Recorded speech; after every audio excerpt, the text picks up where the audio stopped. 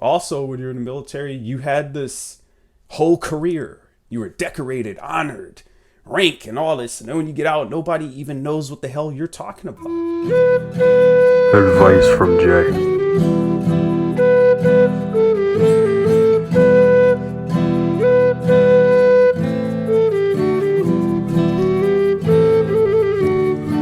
Yo, what up? Hit that like button, man. Subscribe. Welcome back to all my day ones, my returning subscribers. Welcome to the channel. Welcome if you're new here. So we're not like these other channels, check this out, whatever. We're gonna get right into it. So I want to talk about a very important subject, something that's personal to me. I wanted to talk to you guys about veterans and mental health. Oh yeah. I want to break it down for you guys because a lot of people in the civilian sector, which I live in now, they don't seem to understand why we have a difficult time adjusting. And I want to talk about the mental health aspect, the mental health aspect as well. So first, you are shipped out of wherever you live, whatever state, and you travel to a training facility. This training facility prepares you for whatever your, military occupational specialty, also known as MOS, is. So you train for all this period of time. You could be somebody who never gets deployed. Now I was, fortunate enough to be deployed. So then you go to a war. Then you're out there risking your life. You come back. Your buddy's gone. Starts messing with your head. I used to eat with this man, this, that. Then you get out. And I lost more friends. This video may trigger you. So before I say this, if you're not wanting to hear this, find another channel. I respect your opinion. But these people taking their lives. And you gotta live with that. You gotta live with the fact of trying to come back home and adjust. You miss multiple birthdays. Kids that you remember were kids are way older now. This, that. You missed out on, certain events or occasions throughout that year and the next year and the next year. I missed out on multiple years of shit. And I can't relate to some people about stuff. They're like, remember this and blah, blah. I was like, no, I was in the military. Mental health. Us veterans, we suffer from a lot of post-traumatic stress disorder.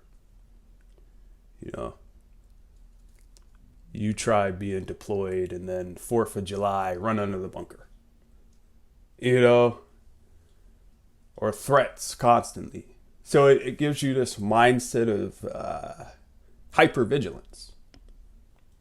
I remember when I first came home, every window. When I moved in here a couple years ago for about the first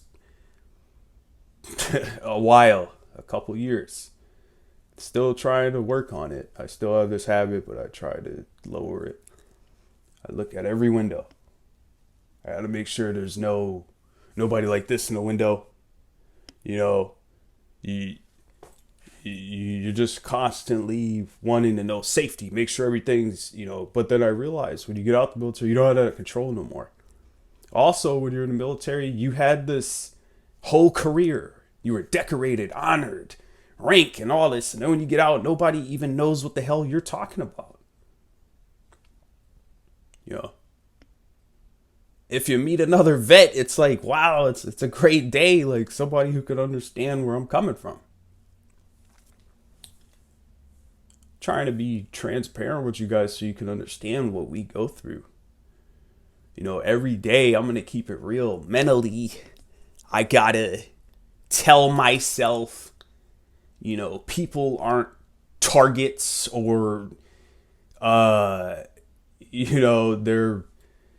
I can't react a certain way as when I used to react. You can't solve the situation with violence. You have to solve it through mediation, through tongue. You have to really know how to talk now, keep calm. But I was trained to be rah and yell loud and all this. So it's been a long adjustment for me. It's been years that I'm still trying to, turn it off. But see, for some people, it's just difficult to turn off. For me, it's difficult to turn off. Once it was instilled in me and trained and I just made it my life, I literally made it my life. And it just continued that way. Other things us veterans go through, we don't communicate with people much. We isolate ourselves. We don't,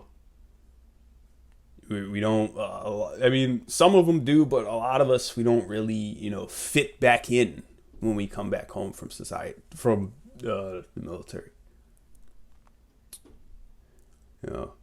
You literally travel the world. Been to Germany, Qatar, Ireland. you travel the world, man. And when you come back home and you're in the States and you're just still in the States and you're like, damn, you miss that travel. This apartment I have, this thing is smaller, way smaller than what I used to have in the military.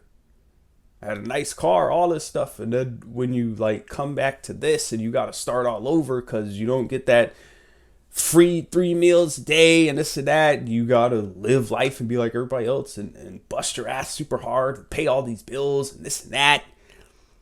It's hard to adjust back to that because you were so used for a certain amount of years doing things a certain way. Orders, everything's time hack. And then to come back and all the structure's gone and I'm my own general. I'm my own sergeant now. Nobody is in charge anymore. There's no more structure. It got scary for me. So it got very difficult to adjust. So you try to talk to other vets and see, what they know or this or that. But most of the vets I met, I don't communicate with them. They don't communicate with me like that. When I was in the shelter, in the homeless shelter for veterans, yeah, we communicated a lot. Made friends there, but once we all left, and it just communication dispersed. We all went back to reality again. The brotherhood was broken again. You miss that brotherhood, that camaraderie, that this guy's got my fucking back and I got his. Out here, you can get betrayed, anything. In there, you're gonna live that contract. These other dudes around me signed a contract too and committed. I'm committed. A lot of people don't understand us. You want to understand us? Go in the military. And I've met dudes who, unfortunately, no matter how much advice or talking I gave to them, no matter, trying to help them. I remember these same people too who took their lives. I played basketball with them in the shelter. Not everybody made it out the shelter. One person didn't make it out, took his life. Another person I knew, he did make it out. A couple months go by, couldn't take it no more, gone. That was my military career. I had to deal with a lot of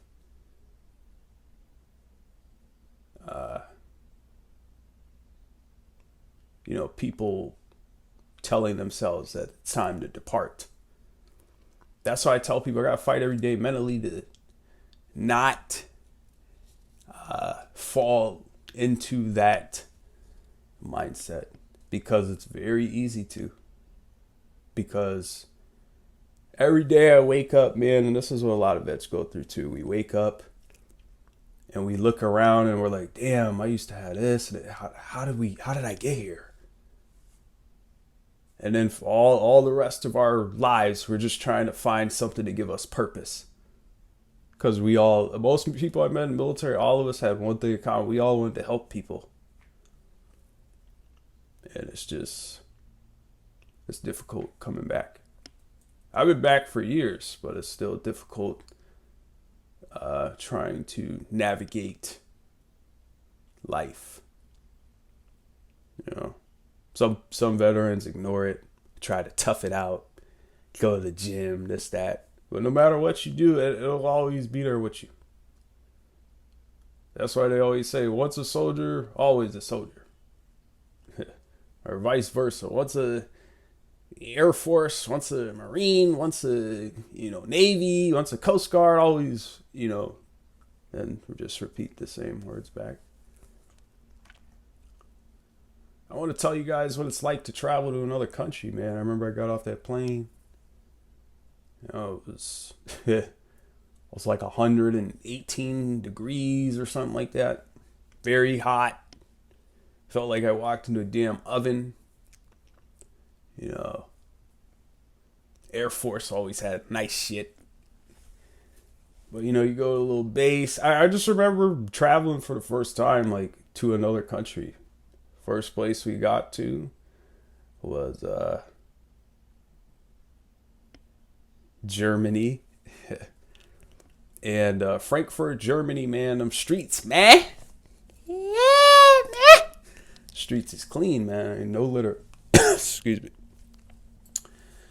Yeah, I remember there was like Germany, they got, I don't know if they still have it, but they had these like, imagine just a circle, a circle, and it's got holes in it, mini holes, and that's your vent port. So I'm just turning it and putting it up in the ceiling, and you could smoke a cigarette right in the airport, man. I was like, what the hell? You go get arrested for this shit in the U.S.? They had like alcohol there at the cashier. I was like, what the hell kind of airport is this? And then one thing that I thought was cool that I never told anybody, I remember on the announcements, because we were the only like people there. There was nobody in the airport. But I remember the voice was like, yes, all Americans to some plane or whatever. And I was like, yo, that's the coolest accent I ever heard in my life. But yeah, I remember that. I remember they like served us food too in the airport, but it was weird. There was no chairs. It's just like 3 long tables, and you stand in front of the table to put the food. You just stand up and eat it real quick. Throat's dry. Excuse me. But I'm just telling you guys, man, if you travel outside the U.S. and you actually explore the world, you'll see a lot, man. Ireland, if you ever get to go there, if you ever get to go to the country, man, let me tell you something. That damn grass, if I had a lawn, that's the grass I want in my yard. And the reason why I mentioned this stuff, because I was talking to an individual yesterday, and they mentioned I should, talk about travel. People will be interested in that stuff. So yeah, get outside the U.S., man. That's good. Helps your mental health. But I just want to talk about veterans and mental health. I'm going to put the number right here if you're a veteran watching. And this number has helped me a lot. Call this number if you're ever in a crisis situation or just need somebody to talk to and maybe need a wellness check or whatever. Dial that number, push 1, and you'll be good. I hope this video helped a lot of you today, especially as vets, man.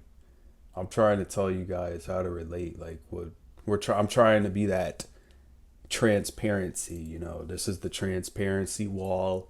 Now you can see through what we've been trying to tell you guys. Because see, it's very difficult to adjust back to being a civilian. Yeah, I got the clothes. I got the shoes. I don't look like an army guy or veteran, but it'll always be with me. And that's something I carry with me all the time.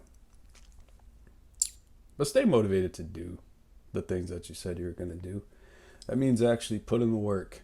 Stop telling everybody I'm going to do this, do that, but you didn't put no paperwork in. You didn't go to the school and get shit set up. You didn't go to interview. Stop doing that shit. put in the work. Stop being lazy. It's 2024 about to hit.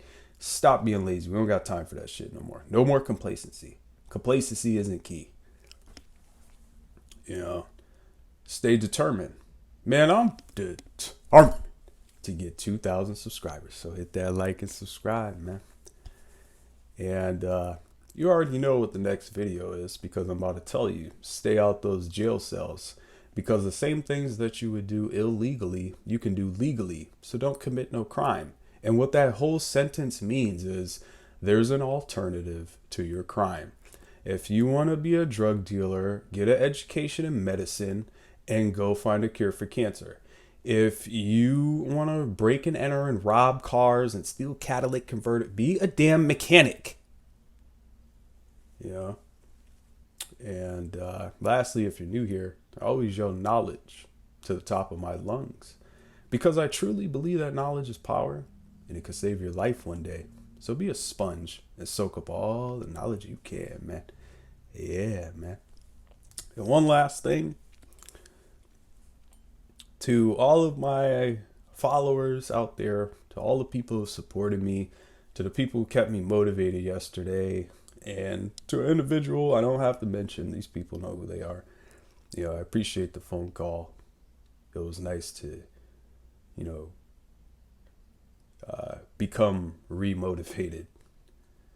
And I appreciate you all your comments, subscriptions, likes, shares.